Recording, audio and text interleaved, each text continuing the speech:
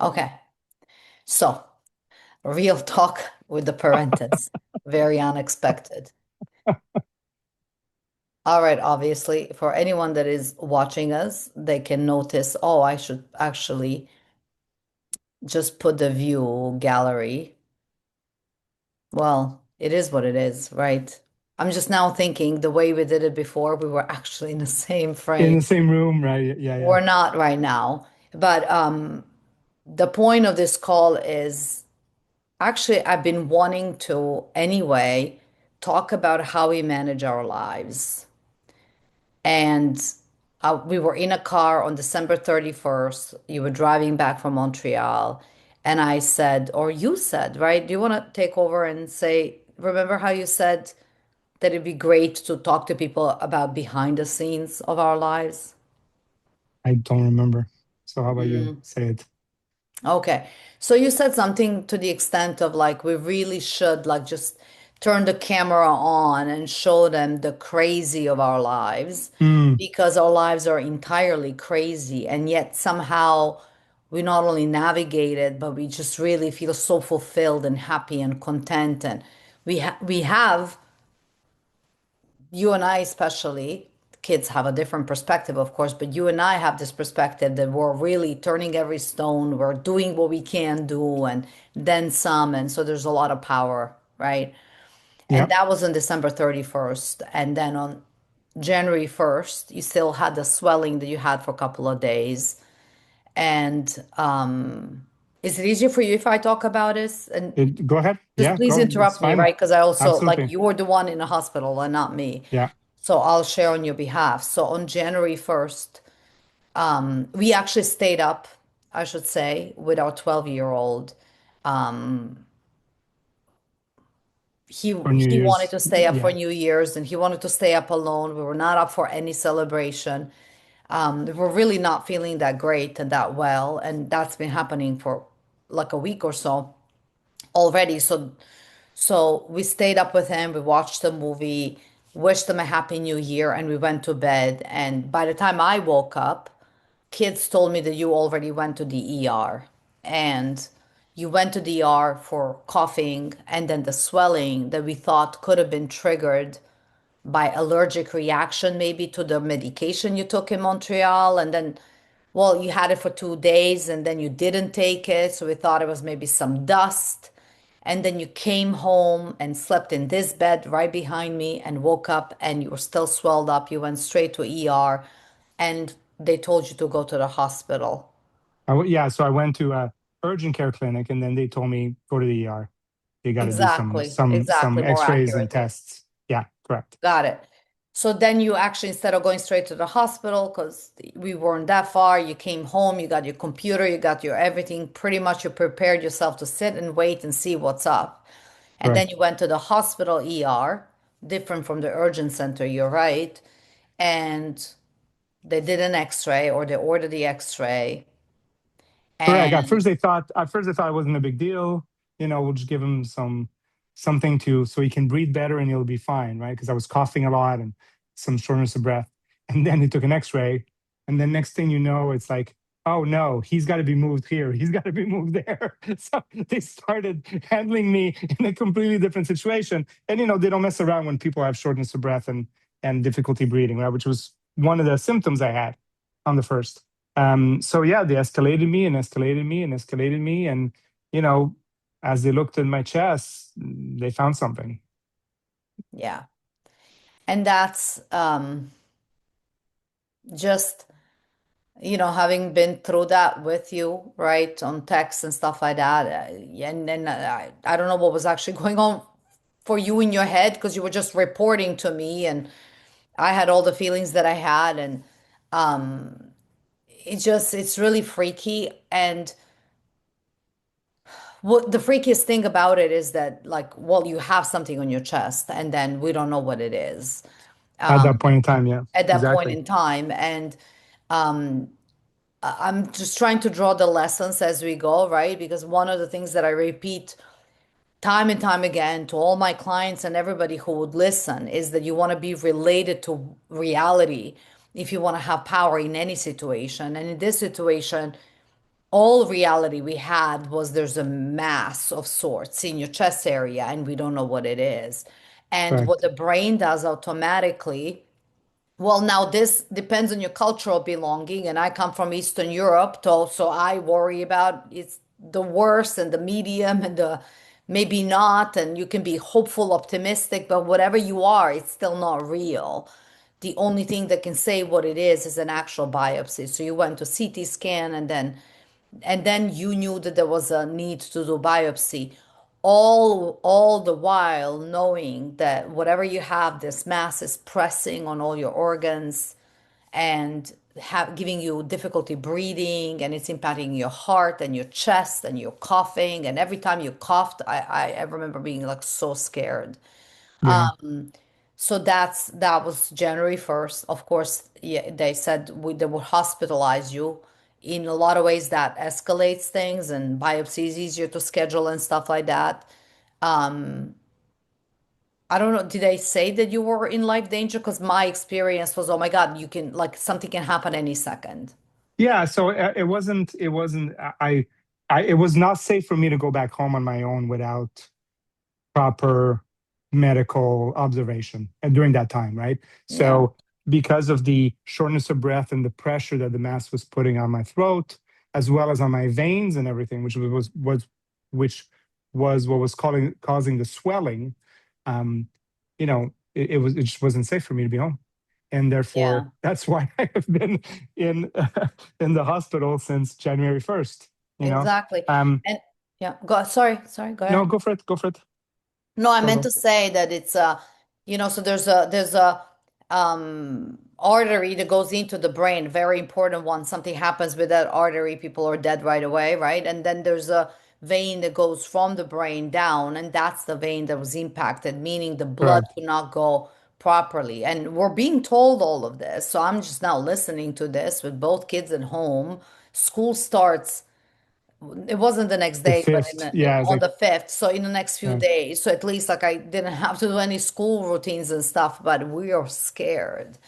yeah, And so that's kind of the what so. And then you knew there was a biopsy that needed to be scheduled to see the nature of this mass. But we now know that there's a mass and we know the size of it, which is 14 big, centimeters big, big. Let's just the say big one. large Yeah, by like, it's like this big or something. And so that's that. And the next step was to do biopsy. And luckily, you were able to do it the next day. Why I say luckily is not just because you were, because the biopsy would give you the nature of what this is and how scared we should be of it, but also, well, we knew something was not great because even if it was benign, it's still impacting all your breathing functions and all your organs.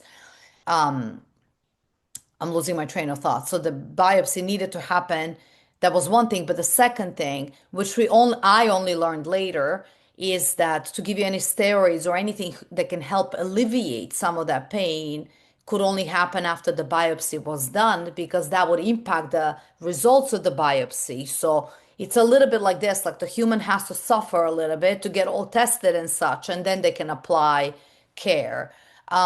Luckily, you and this is what I want to appreciate about you and actually share with anyone who listens, like what I really love and appreciate about Jason, and that's a matter of both personality and also training, I think, is that like you did what was best for you. Like you were not managing, as I like to say in my work, but you can use your own words, by the way, if you want to say it differently. You weren't managing your emotions about it or your fears, even though you had them, you well, had both I emotions and fears, but you were asking and collaborating with doctors and asking what is the best care.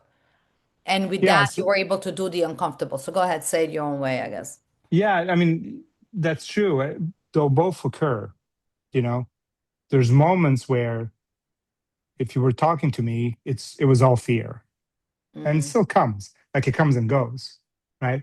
um and yet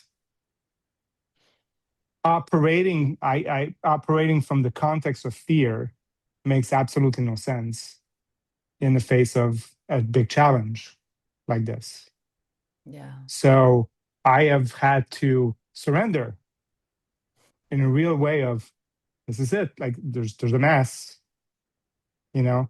And it's interesting because I was even talking to some doctors, oncologist doctors, and they're like, you wouldn't believe the kind of things they hear. People that are told the treatment and then don't do it, or they spend this time looking for a doctor, looking for a doctor, looking for a doctor, looking for a doctor, looking for a doctor, and then don't do what they need to do, right? Hmm. And I don't know what pulls them to do that or not get treated, or I don't know what it is, but for me it was clear.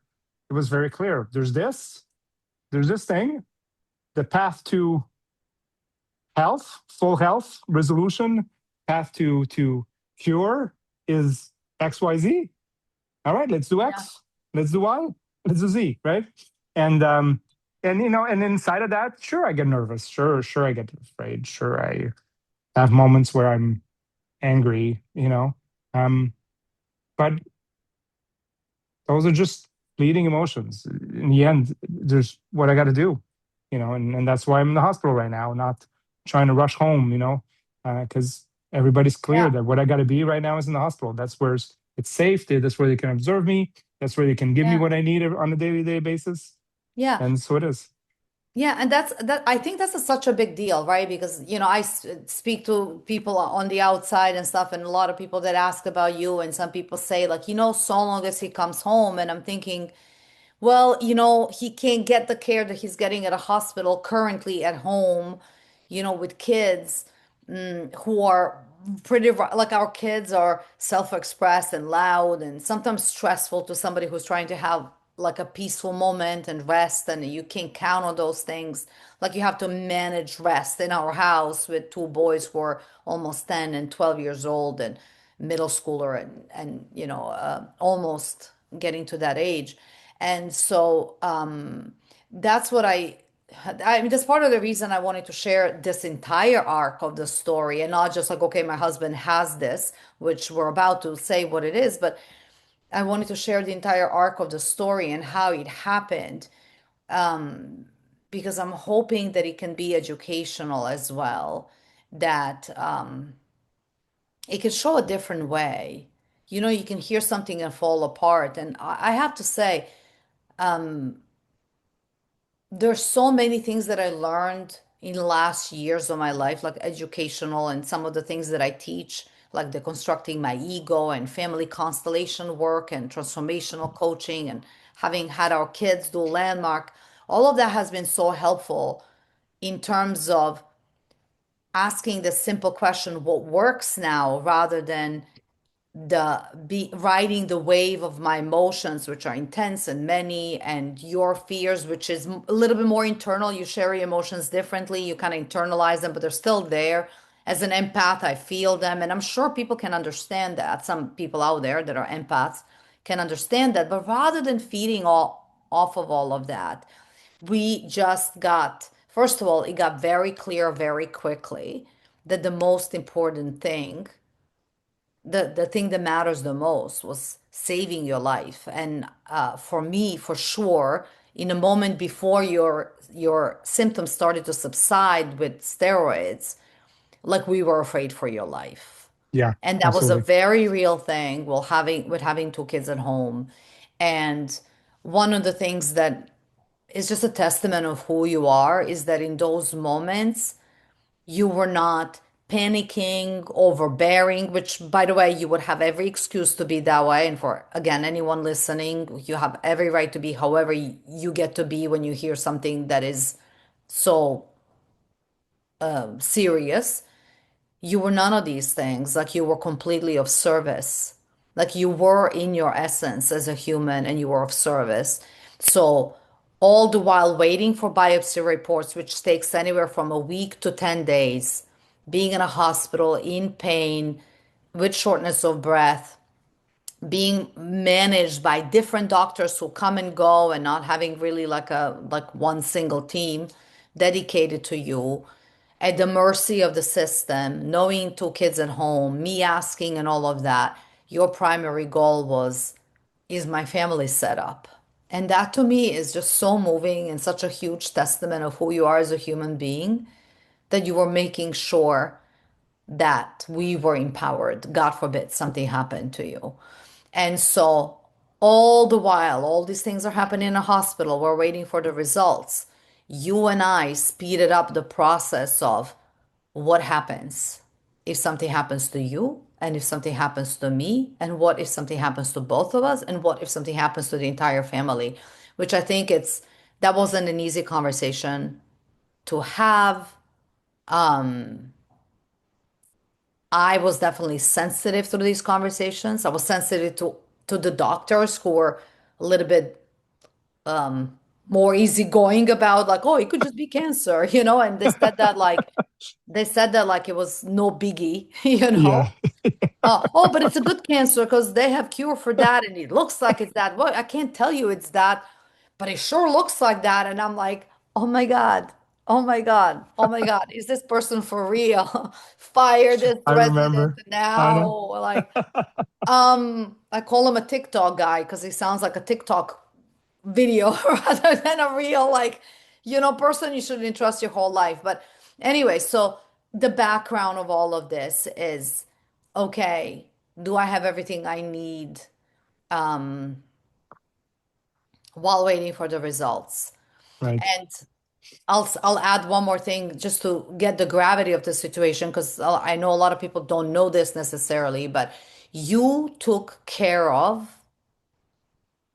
like I think if I'm to throw the number, and the number is not related to reality necessarily, but I would say roughly like 80% of the kids school routines after school and all of that. Like it's about 80%. Like you would take Give or them to take. school except when you ask me to take them. So if I don't if I'm not asked to take them to school, like I don't take them to school or pick them up. Those were your things you took upon yourself. It started as like, okay, that will give you exercise, but it ended up being your thing. And I remember for months I was feeling like I should take over some of that. Every here and there somebody shames me for, that I'm not doing more. I was doing more of other things, but you were doing the groundwork of taking kids to school, picking them up, taking our older son 3 times to soccer and our younger son twice to robotics. And all of that was on your shoulder. So now that you were in a hospital, what was also happening, what also knew had to happen was I needed to do all my work, support you, and take care of you, and know everything that is happening with you so I can at all times interfere and advocate and also take care of 2 kids. And learn all of these things that I have been doing and Your way. managing my Yeah. own way. And I just like I have the information, and and Yeah. like take it on, and making your own, and Yeah. that and that's and you know and again, you could do it in with anger or reaction or upset in the matter that why do I have to do this now kind of thing, right? Mhm. um kind of in the same way I could be that way about that I got to deal with this mass, right? Or I could just in a way surrender that that's what's needed right now. that's Yeah. that's that's what the universe, if you believe in God, I guess you would say God, is asking of me right now, kind of thing, right? Yeah. And of you in that respect. Yeah. Yeah. And the same way, like um, there was just nothing for me about that. That was just easily now my duty and something for me to take over. And I guess that's also helpful, right? Like the way you approach something, you can think about that as a huge burden. Or you can think about it, this is my contribution right now. And I was glad to take it on. And actually, after the first week and looking at what it takes, it got me to appreciate more all the work that you've been doing, but it got to elevate me, to the next level in terms of what I was doing, because I had to now operate and manage my calendar and my time in a much, much more like efficient way. Right. So I think like I saw it as a gift in this case, and I felt honored to be able to do it. And definitely, with kids who don't stay at home alone and stuff like that, we had my mom and friend come and help. And that was incredible, right? But it was all managed, and it all happened, and in some ways gave us less time to think. We managed what needed to manage. Some simple things, leftovers, like returning the gifts and managing the food orders and all of that, which I think everybody deals with. But one lesson for me out of all of this is, for parents out there, because there's often this balance of power with parents or people parenting alone.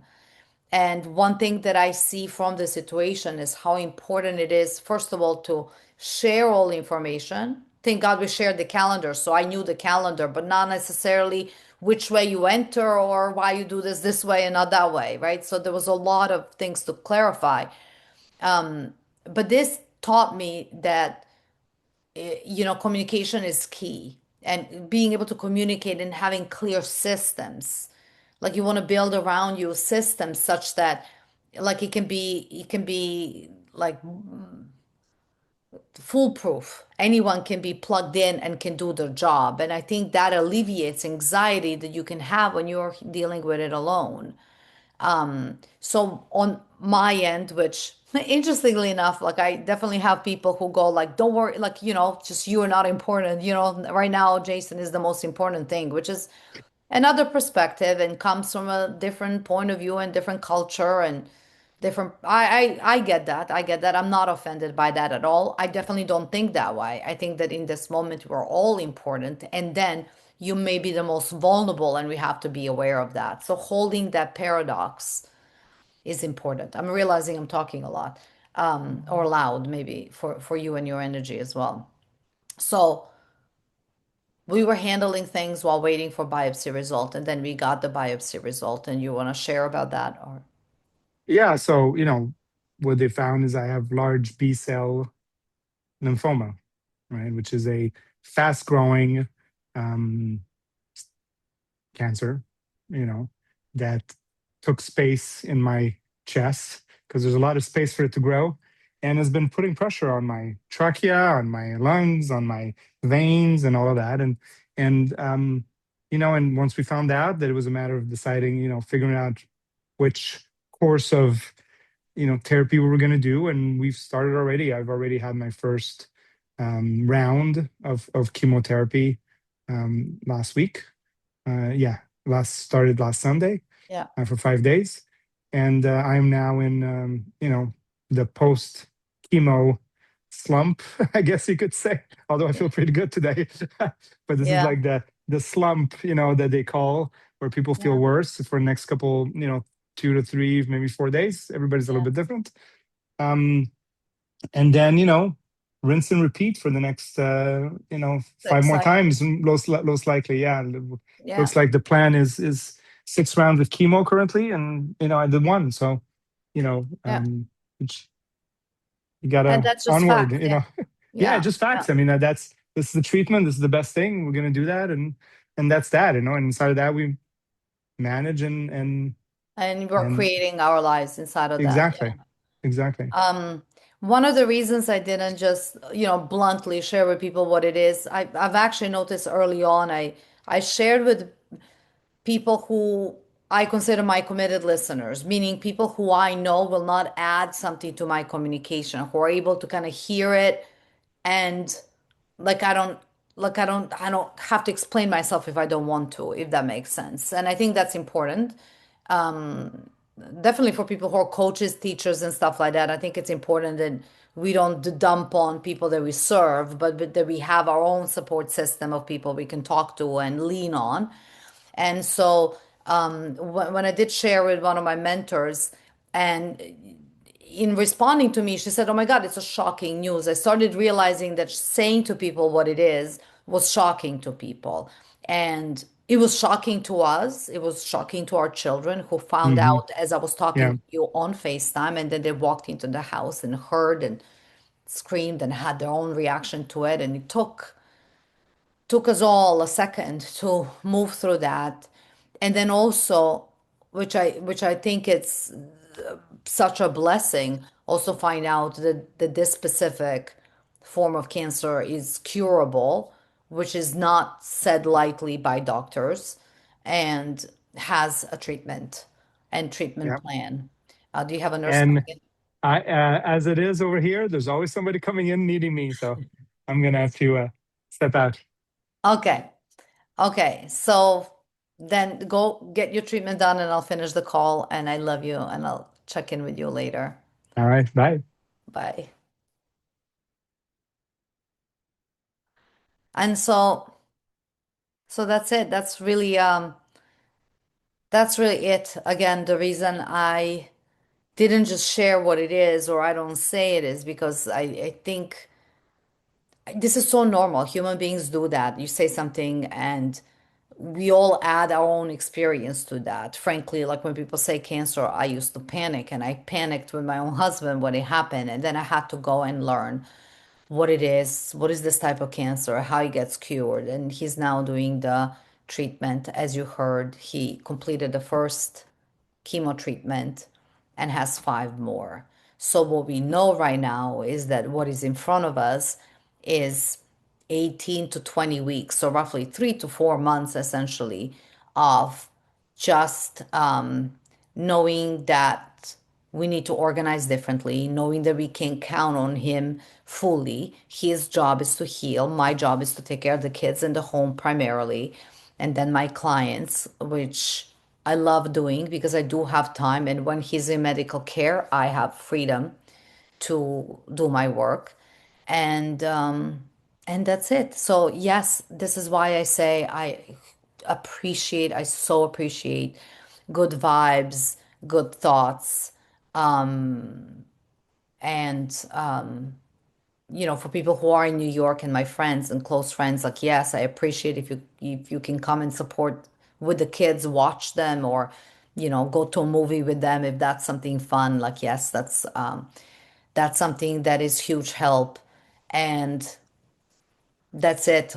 Also understanding that I am working on, not having this stigma, I guess. I think when somebody's sick, people think, oh, she can't talk, she can communicate. But I have to say, I manage my time and my calendar and my conversation and my phone probably better than some people who don't have a lot going on. And that's due to both training and also, I think generally people, the more you have going on, the better you manage your time. So, by all means, we're open to care, support, loving energy, or even nothing at all. Like, I think some people, for their own mental health, maybe you just need to unfollow or turn notifications off because it is a lot, right? And if you're in a happy phase and you can't have any negativity, then turn it off.